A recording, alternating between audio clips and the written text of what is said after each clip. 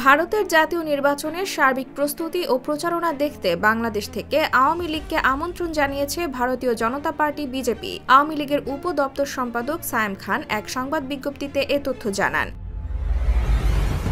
বিজ্ঞপ্তিতে বলা হয়, ভারতের বিভিন্ন প্রদেশে 7টি ধাপে জাতীয় নির্বাচন অনুষ্ঠিত হচ্ছে। ক্ষমতাসীন বিজেপি এই নির্বাচনে তাদের সার্বিক প্রস্তুতি ও প্রচারণা দেখার জন্য বিদেশি কিছু রাজনৈতিক দলকে আমন্ত্রণ জানিয়েছে। বাংলাদেশ থেকে একমাত্র আওয়ামী লীগকে তারা আমন্ত্রণ জানিয়েছে।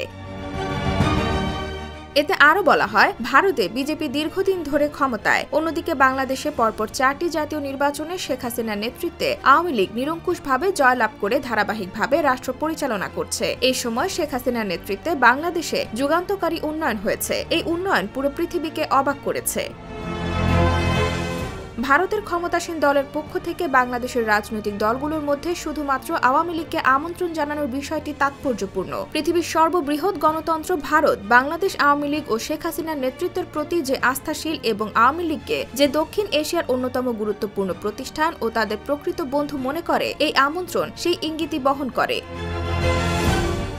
বিজেপির নির্বাচনী প্রস্তুতি ও প্রচারণা পর্যবেক্ষণের জন্য বাংলাদেশ আওয়ামী লীগকে পাঠানো আমন্ত্রণপত্রে তারা আওয়ামী লীগের পক্ষ থেকে একজন প্রতিনিধি পাঠাতে অনুরোধ করেছে। সংবাদ বিজ্ঞপ্তিতে আরও জানানো হয়, সফরে আওয়ামী লীগ প্রতিনিধির সঙ্গে বিজেপির সিনিয়র নেতৃবৃন্দের বৈঠক রয়েছে।